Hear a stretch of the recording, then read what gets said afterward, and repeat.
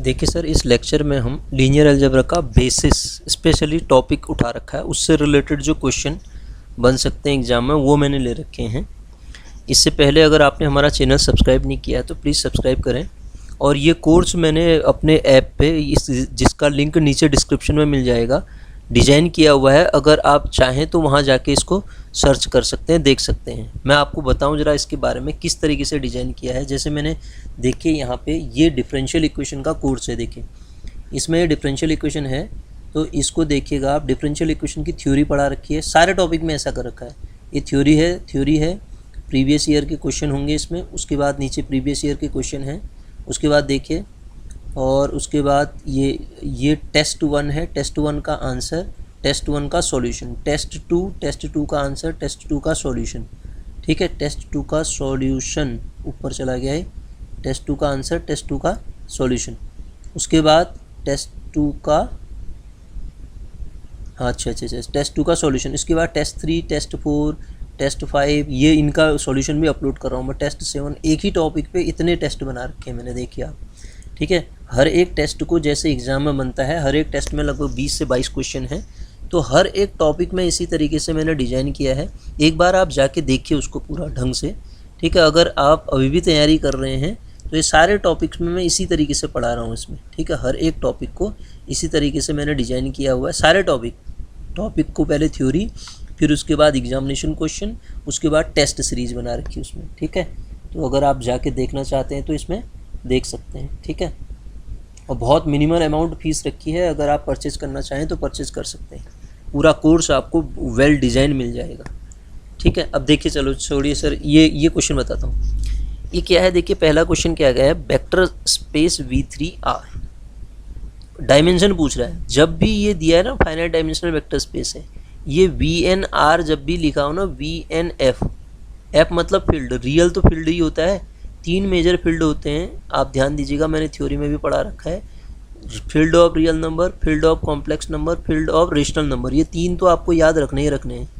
साथ में ZP भी फील्ड होता है सर, ZP भी क्या होता है, फील्ड होता है।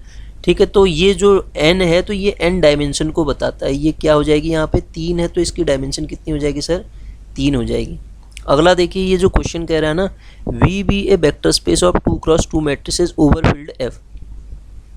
तो सर ध्यान दीजिएगा, VF ये वेक्टर स्पेस है, मतलब ये इस तरीके का है, M2 of F। M2 of F के अंदर कैसे एलिमेंट होते हैं, A, B, C, D type के एलिमेंट होते हैं। जहाँ पे ये A, B, C, D किसके एलिमेंट हैं sir, A, B, C, D field में से उठाए गए हैं। तो इसकी जो स्टैंडर्ड बेसिस होती है ना, वो स्टैंडर्ड बेसिस ये होती है, ध्यान दीजिएगा, 100 और अगला 0100, अगला इसमें आएगा 00, अगला इसमें आएगा 00, एक मिनट ये दिक्कत कर रहा, 0010, और अगला जो आ जाएगा इसमें 0001। ये स्टैंडर्ड बेसिस है। तो देखिए इसमें कितने एलिमेंट हैं, 4 एलिमेंट है ना। तो वो बेसिस सेट में नंबर ऑफ एलिमेंट को ही डायमेंशन कहते हैं। तो इसकी डायमेंशन कितनी हो जाएगी सर, 4 हो जाएगी। अब ये जो नीचे क्वेश्चन दिया है ना, उसके लिए मैं कुछ आपको रिजल्ट बता रहा हूँ। उन रिजल्ट को आप ध्यान दीजिएगा, तब आप इसको बिल्कुल ढंग से बना लेंगे।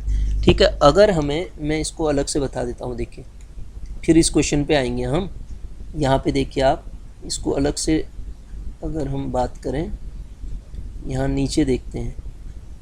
ठीक, यहाँ पे देखते हैं, मैं लिख रहा हूँ यहाँ पे C/C। ठीक है, इसको ज़रा और नीचे करते हैं। C/C लिखा मैंने, C/R लिखा मैंने। C मतलब कॉम्प्लेक्स नंबर का सेट, C/Q लिखा मैंने। ठीक है, एक तो ये लिख दिया। इसकी जो स्टैंडर्ड बेसिस होती है सर 1 होती है। इसकी स्टैंडर्ड बेसिस क्या होती है, 1, I होती है। और इसकी स्टैंडर्ड बेसिस, आपकी कोई स्टैंडर्ड बेसिस नहीं होगी, क्योंकि इसकी डायमेंशन कितनी होती है, इनफाइनाइट होती है। इसकी बेसिस सेट में नंबर ऑफ एलिमेंट को डायमेंशन कहते हैं ना। इसकी डायमेंशन होती है 1, इसकी डायमेंशन होती है 2। स्टैंडर्ड बेसिस अगर है तो बेसिस में नंबर ऑफ एलिमेंट्स को ही तो कहेंगे। ये मैंने C/R, C/C, C/Q के बारे में आपको बताया। इसी प्रकार अगर मैं बात करूं R/R, और मैं बात करूं R/Q की, और मैं बात करूं उसके बाद C/Q भी बता दिया ना, R/R की। तो R/R में सर 1 होगा, मतलब इसकी डायमेंशन, यहाँ डायमेंशन लिख रहा हूँ मैं, डायमेंशन कितनी होगी, 1 होगी। R ओवर Q की भी, Q में भी ये इनफाइनाइट डायमेंशनल वेक्टर स्पेस होता है, ठीक है सर। और Q ओवर Q हो जाए तो सेम फील्ड होगा ना, तो उसकी डायमेंशन 1 होती है हमेशा, मतलब F ओवर F की जो डायमेंशन होगी ना सर 1 होगी। फील्ड के ऊपर उसकी डायमेंशन हमेशा आपको क्या मिलेगी, 1 मिलेगी, ठीक।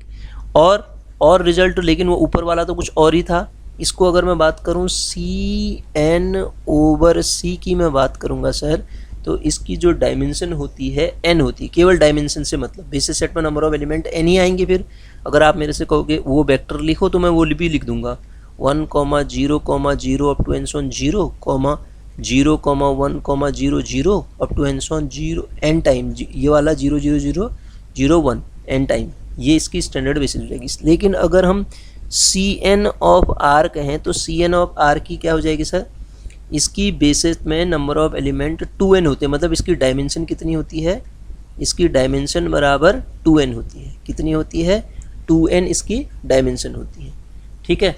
और Rn ओवर R कहूँगा, Rn ओवर R भी कहीं आपको दिख जाएगी, तो Rn ओवर R की जो डायमेंशन होगी वो कितनी हो जाएगी, n हो जाएगी। अब मेरा क्वेश्चन पे आता हूँ, फिर मैं वो क्वेश्चन वाला क्या कह रहा था, ज़रा देखते हैं इसको। आपको ये याद रखने सर, ये स्टैंडर्ड चीज़ें हैं, ये याद रखनी, यहाँ से डायरेक्ट क्वेश्चन मिल जाएगा आपको एग्जाम में, ठीक है, डायरेक्ट मिलेगा, इनसे क्वेश्चन बता रहा हूँ मैं आपको। ये इसी टाइप के क्वेश्चन मैं समझा भी रहा हूँ। यहाँ पे देखो ये क्या लिखा है, C2R लिखा है। अभी मैंने आपको बताया था CNR की, अगर आप लिखते हैं CNR की जो बेसिस सेट में नंबर ऑफ एलिमेंट कितने बताए थे, 2n बताए थे, मतलब इसकी डायमेंशन कितनी है, 2n है। तो आप बताओ इसकी डायमेंशन कितनी हो जाएगी, 2 इंटू n कितना है, 2, तो 4 हो जाएगी। इसकी डायमेंशन कितनी होगी सर, 4 होगी। Dimension of vector space CR के लिए अभी बताया था मैंने आपको, इसकी बेसिस सेट में नंबर ऑफ एलिमेंट 1, i होते हैं, तो इसकी डायमेंशन कितनी हो जाएगी सर, डायमेंशन भी तो बताई थी, इसकी डायमेंशन कितनी हो जाएगी, 2 हो जाएगी। किसकी डायमेंशन, इसकी डायमेंशन 2 हो जाएगी। अब बढ़ते हैं आगे क्या कहना चाह रहा है, ये देखिए ध्यान से समझने की कोशिश कीजिएगा आप। अगला क्वेश्चन है ये तो आपने पढ़ रखा है, ये थ्योरम आप जानते हैं क्या होती है, एक थ्योरम होती है क्या, dimension of W1 plus W2 बराबर डायमेंशन ऑफ W1 प्लस, ये क्वेश्चन भी पूछा गया एक बार, डायमेंशन खुद अपने आप में, ये dimension W2 minus dimension of W1 intersection W2, तो हमसे ये पूछा गया है, ये दिया गया है कितना दिया है, dimension of W1 plus W2 is equal to 3 दिया है, ये वैल्यू 3 दे रखी है, ये 2, ये भी 2, ये पूछी गई है, dimension of W1 intersection W2। अब इसको यहाँ ले जाओ, इसको यहाँ ले आओ, तो 4 में से 3 घटाओगे तो कितनी आ जाएगी, इसकी डायमेंशन कितनी हो जाएगी सर, 1 हो जाएगी। इस वेक्टर की डायमेंशन कितनी हो जाएगी, 1 हो जाएगी। अब जो नीचे क्वेश्चन है ना, ये बहुत अच्छा क्वेश्चन है, इसको ध्यान से समझना। इसमें क्वेश्चन 2 तरीके के बनते हैं, एक तो लिखा है इसने, दूसरा इसमें एक और क्वेश्चन भी बनता है सर, ध्यान से समझिएगा मेरी बात को। क्वेश्चन क्या बनता है, the dimension of vector space spanned by this, ये खाली डायमेंशन पूछा है इसने, एंड द बेसिस भी पूछ देगा, उससे बनने वाली बेसिस क्या होगी, है ना। मैं आपको समझाता हूँ इसका तरीका क्या है, केवल तरीका समझा रहा हूँ, इसकी थ्योरी पे नहीं जा रहा हूँ मैं। ध्यान से देखिए, जो भी ये जो वेक्टर आपको दिए हैं ना, आप क्या करोगे, इनको लिख दोगे कॉलम वाइज, मतलब 1, -2, 3 और -1, ये क्या है 1, 1, -2 और 3। फिर इसकी रैंक निकालने की कोशिश करोगे, मतलब ये 1 पहला ऑपरेशन, इससे इसको घटाओ, ये कितना आएगा, 2 से मल्टीप्लाई करके, पहला ऑपरेशन क्या होगा, R2 tense to R2 plus 2R1, यही होगा ना। R3 टेंस टू दूसरा ऑपरेशन क्या होगा, R3 माइनस 3R1, और R4 tense to R4 plus R1, यही तो होगा। ये 0, ये 1 प्लस 2, ये हो जाएगा 3, ये 3 माइनस 3, ये 0 हो जाएगा, ये -2 माइनस का 3 माइनस का 5 आएगा ना, -5, और ये कितना हो जाएगा, इसको जोड़ दो, ये 0, ये कितना हो जाएगा 4। अब अगले उसमें आप इसको 1 बनाओगे, देखो इसको 1 बनाओगे और ये दोनों 0 हो जाएंगे, ये 0 हो जाएंगे। अब आप देखो, जो ये डायमेंशन पूछता है ना, number of linearly independent vector dimension होते हैं। तो इसमें आप देखोगे number of linearly independent vector कितने हैं, ये और ये इंडिपेंडेंट है, क्योंकि ये दोनों जीरो बना रहे हैं ना, ये डिपेंडेंट है, ये क्या है, लीनियरली डिपेंडेंट वेक्टर है। तो इंडिपेंडेंट कितने हैं, 2, तो इसकी डायमेंशन 2 हो जाएगी, डायमेंशन तो 2 हो जाएगी। अब आपसे क्वेश्चन पूछता है बेसिस सेट में कितने एलिमेंट आएंगे, जो डायमेंशन स्पान हो रही है उसकी बेसिस सेट में कितने एलिमेंट होंगे। देखो ये पाइवॉट जो होता है ना, पाइवॉट मतलब इसके नीचे सारे जीरो होंगे। पाइवॉट के क्रॉसपॉन्ड जो वेक्टर बनता है ना, वही वेक्टर आपकी बेसिस में आता है। ये भी पाइवॉट है, यहाँ ये भी तो पाइवॉट है, इसके नीचे भी जीरो है, तो इसके क्रॉसपॉन्ड वेक्टर क्या बन रहा है, ये बन रहा है, ये दोनों के दोनों। तो उसकी जो बेसिस सेट बनेगी ना एस, इसको अगर मैं अल्फ़ा 1, इसको अगर मैं अल्फ़ा 2 लेता हूँ ना, तो उसकी बेसिस सेट में number of element alpha 1, alpha 2 आ जाएंगे। सर क्या कहा, इसकी बेसिस सेट में नंबर ऑफ एलिमेंट क्या आ जाएंगे, अल्फ़ा 1, अल्फ़ा 2 दोनों आ जाएंगे। डायमेंशन पूछता है तो 2 आ जाएगी, और बेसिस सेट में नंबर ऑफ एलिमेंट कितने आ जाएंगे, 2 आ जाएंगे। सर समझ रहे हैं मेरी बात को। अब सुनिएगा, अब दूसरा क्वेश्चन और ये भी उसी तरीके का है, लेकिन इसमें ध्यान दीजिए, यहाँ से आपको और बातें क्लियर होंगी। इसको जब मैं सॉल्व करूँगा, ये भी वही कह रहा है, देखो dimension of vector space spanned by vector this and this, dimension पूछा है इसने, spanned by this and this, उसकी डायमेंशन पूछा है। मैं क्या काम करूँगा इसमें, देखो इसको ये 3, ये -3, इसको कॉलम वाइज लिखूँगा, -6, ये 3, ये माइनस का 9, यहाँ पे कितना है -2, ये 4, ये -2 और 6। तो ऑपरेशन लगाओ, इसमें क्या हो रहा है, इसको 2 से मल्टीप्लाई करके जोड़ दो, तो ये 3, ये -2, ये 0, ये भी 0, इसको सीधे घटा दो, ये 0, ये भी 0, और यहाँ क्या होगा, 3 से मल्टीप्लाई करके इसको भी जोड़ दो, ये भी 0, ये भी 0। अब आप देखो सर, इसमें ये भी 0 वेक्टर, ये भी 0 वेक्टर, ये भी 0 वेक्टर। डायमेंशन का मतलब number of linearly independent vector वो कितने हैं, 2 हैं, सॉरी 1 है, 1 एल वेक्टर है ना इसमें, तो इसकी डायमेंशन तो 1 होगी, डायमेंशन नो डाउट 1 होगी, लेकिन डायमेंशन से बात नहीं चलेगी सर। डायमेंशन तो इसकी कितनी होगी, कहा मैंने, 1 होगी। वो पूछता है ये इससे जो बनने वाला बेसिस है ना, वो बेसिस के बारे में भी पूछता है। तो मैंने अभी बताया आपको, जो पाइवॉट होता है ना, पाइवॉट मतलब ये है। अब ये पाइवॉट नहीं है, ध्यान दीजिएगा, यहाँ पे एलिमेंट बच जाता है, पाइवॉट की डेफिनेशन भी पता होनी चाहिए। ये पाइवॉट है, इस पाइवॉट के क्रॉसपॉन्ड जो भी वेक्टर है आपका, वो ओरिजिनल में वही मेरा क्या हो जाएगा, बेसिस में एलिमेंट हो गया, जो स्पान कर रहा है इसको। तो बेसिस में एलिमेंट कौन होगा, केवल ये। अगर आपसे पूछे इसके बेसिस में इन दोनों में से कौन आएगा, हो सकता ऊपर डायमेंशन 2 आ रही थी, दोनों के दोनों बेसिस में आ गए थे, यहाँ बेसिस में कौन आएगा, ये वाला आएगा। अगर ये वाला पूरा 0 आ जाता, ये पाइवॉट के अंदर नहीं आता, तो अगला वाला वेक्टर आ जाता। तो यहाँ पे बेसिस में एलिमेंट कौन होगा, 3, -6, 3, -9, ये किस में आ जाएगा, इसके बेसिस का एलिमेंट हो जाएगा। ठीक है, अगर क्वेश्चन पूछता है बेसिस में एलिमेंट क्या होगा, तो तब मैं बेसिस में एलिमेंट ये बता दूंगा। अगली चीज़ देखो sir, in a vector space R3, vector space R3 में कोऑर्डिनेट वेक्टर 3, 5, -2, ये coordinate vector relative to the ordered basis this. ध्यान दीजिए, ये एक सब्जेक्टिव क्वेश्चन है, लेकिन यहाँ पे जब भी आपको क्वेश्चन ये दिया है, तो इसका मतलब ये स्टैंडर्ड बेसिस है। जब भी आपको स्टैंडर्ड बेसिस दिया है ना, स्टैंडर्ड बेसिस क्या होता है R3 की, 1, 0, 0, 0, 1, 0, 0, 0, 1। जब भी स्टैंडर्ड बेसिस दी गई होगी और आपको कोऑर्डिनेट पूछे, तो कोऑर्डिनेट जो वेक्टर दिया है ना, वही वेक्टर आंसर आ जाएगा। इसमें है कोई आंसर, देखिए 2, 3, 5, -2, तो इसका आंसर क्या हो जाएगा, रिलेटिव टू दिस।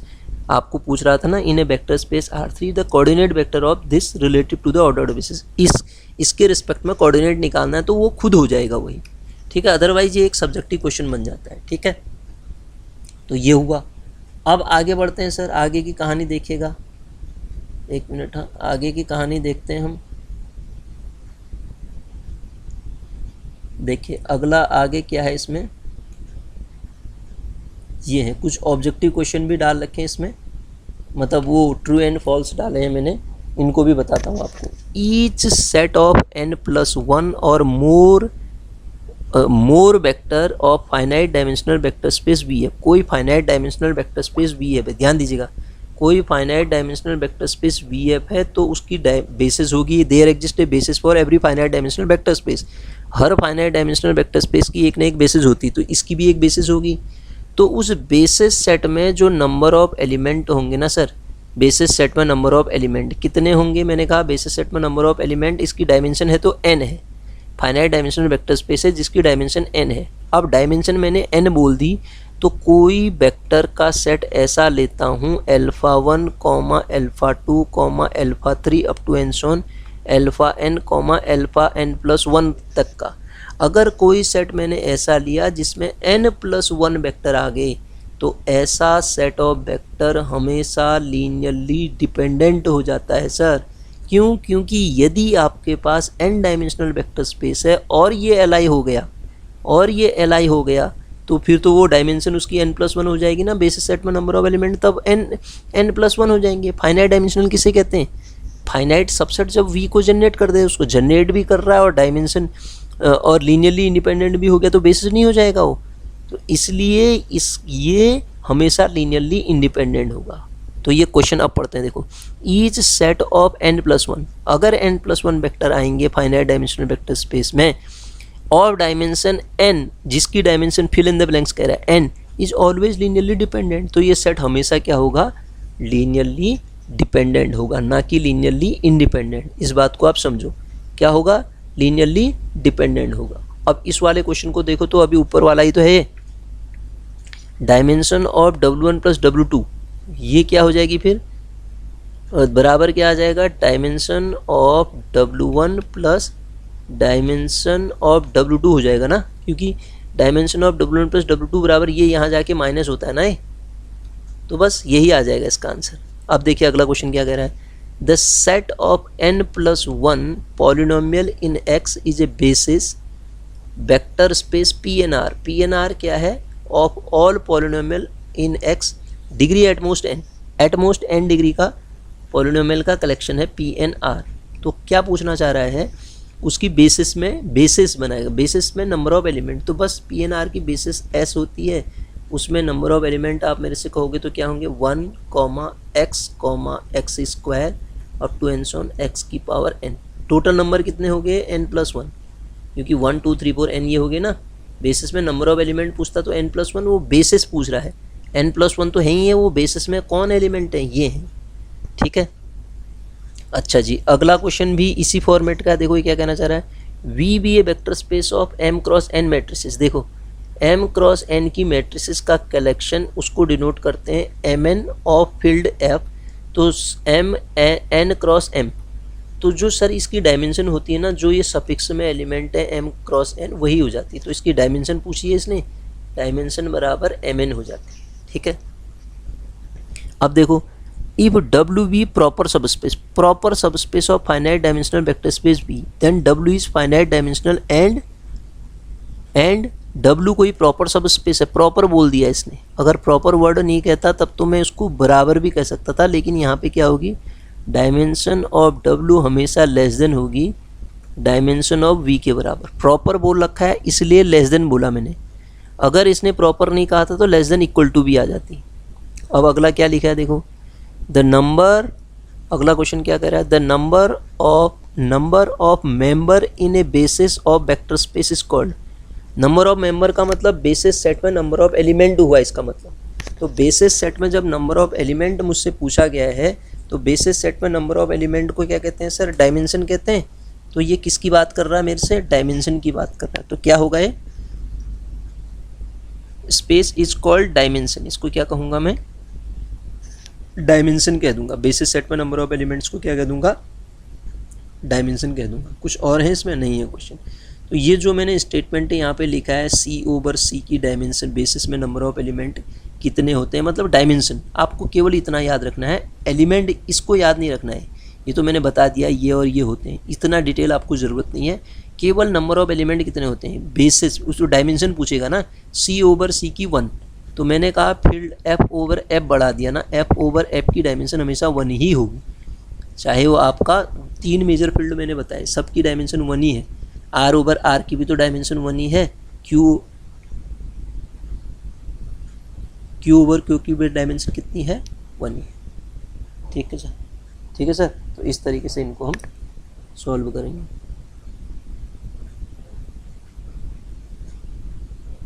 अब यहाँ पे क्वेश्चन तो सारे कंप्लीट हो गए ना। देखिए कुछ छोटा नहीं ना, कोई चीज़ इसमें बताने लायक और बची है तो मैं बताता हूँ आपको। देखो अच्छा, यहाँ पे ये मेन चीज़ मैंने बताई थी आपको, ये जब भी आपको ये डायमेंशन इस तरीके से स्पांड कहे ना, तो उसको आप क्या कर दो, कॉलम वाइज लिख दो। कॉलम वाइज लिखने के बाद रैंक निकाल लो। रैंक निकालने के बाद नंबर ऑफ लीनियरली इंडिपेंडेंट ढूंढो। जो नंबर ऑफ लीनियरली इंडिपेंडेंट आएंगे ना, नंबर ऑफ लीनियरली इंडिपेंडेंट का मतलब जो ये जैसे जीरो आ जाता है तो इसको हम क्या कह देते हैं, जीरो को डिपेंडेंट कहते हैं। फिर लीनियरली इंडिपेंडेंट के क्रॉसपॉन्ड वो जितने इंडिपेंडेंट वेक्टर आ गए वो तो डायमेंशन होगी। अब फिर जो पाइवोट होता है उसके क्रॉसपॉन्ड वेक्टर को ढूंढते हैं। वहाँ से आपको बेसिस भी पूछ सकता है ना, इस क्वेश्चन में ऐसा भी पूछ सकता था, मैंने बताया ना।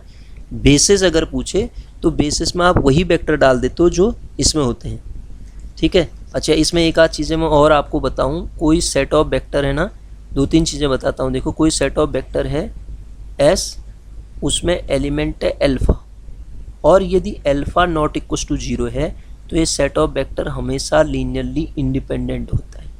और किसी सेट ऑफ वेक्टर में 0 वेक्टर आ गया, alpha 1 alpha 2 up to and so on, कहीं 0 वेक्टर आ गया तो ऐसा सेट हमेशा लीनियरली डिपेंडेंट हो जाता है, क्योंकि वो रैंक को घटा देगा ना। तो 0 वेक्टर आने का मतलब लीनियरली डिपेंडेंट हो जाना, सिंगलटन नॉन जीरो का मतलब लीनियरली इंडिपेंडेंट। अब आपको दो तीन चीज़ें और पता होनी चाहिए। अगर कोई सेट लीनियरली इंडिपेंडेंट है तो उसका सुपर सेट कैसा होगा। सुपर सेट का मतलब अगर सेट में n वेक्टर हैं, ये सेट जो आप ले रहे हो alpha 1 alpha 2 alpha n vector हैं, तो सुपर सेट में एलिमेंट कितने होंगे, alpha 1 comma alpha 2 up to and so on alpha n comma alpha n plus 1। और इसके सबसेट में वेक्टर कितने होंगे, alpha 1 alpha 2 alpha n minus 1, कम से कम एक कम होगा। तो अगर ये सेट Li है तो आपको पता होना चाहिए इसका सुपर सेट क्या होता है, आपको पता होना चाहिए इसका सबसेट क्या होता है। सेम मैनर अगर दिया गया सेट लीनियरली डिपेंडेंट है, दिया गया सेट क्या है, लीनियरली डिपेंडेंट है, तो इसके सुपर सेट के बारे में भी पता होना चाहिए आपको, जिसमें element alpha 1 alpha 2 alpha n plus 1 है। और सबसेट के बारे में भी पता होने चाहिए, alpha 1 alpha 2 alpha n minus 1 तक के वेक्टर अगर इसमें हैं तो इसके बारे में भी आपको पता होना चाहिए। तो ये चीज़ें आप क्या हैं, थ्योरी पढ़ के कर सकते हैं। बहुत इंपॉर्टेंट चीज़ें हैं, यहीं से क्वेश्चन बनता है इसमें। कोई सेट लीनियरली इंडिपेंडेंट हो जाए तो उसका सुपर सेट क्या होगा, सबसेट क्या होगा, singleton set non zero vector को रखता है वो क्या होगा, बेसिस क्या चीज़ होती है, डायमेंशन क्या होता है, डायमेंशन, और फाइनाइट डायमेंशनल वेक्टर स्पेस किसे कहते हैं, लीनियर स्पान क्या होता है, बहुत इंपॉर्टेंट चीज़ है, लीनियर स्पान किसे कहते हैं, ठीक है। लीनियर स्पान किसी सेट का आप लीनियर स्पान निकालते हो ना, सेट कुछ भी दिया हो, सेट कुछ भी दिया हो, चाहे वो कुछ बेसिस है या नहीं है ना, मतलब वो आपका वेक्टर स्पेस है या नहीं है, सब स्पेस है या नहीं है, लेकिन जैसे ही आप उसका एल कर दोगे ना, एल मतलब लीनियर स्पान। लीनियर स्पान क्या चीज़ होती है, किसी सेट के फाइनाइट मेंबर्स को लेके उनका लीनियर कॉम्बिनेशन लिख दिया जाता है तो लीनियर स्पान मिल जाता है। लीनियर स्पान हमेशा वेक्टर स्पेस बना दे, सब स्पेस बना देगा, चाहे आपका एस सब स्पेस हो या ना हो, उसका लीनियर स्पान हमेशा आपका सब स्पेस बना देगा, ठीक है। तो ये कुछ चीज़ें हैं जो आपको ध्यान रखनी है एग्ज़ाम से पहले, ठीक है सर।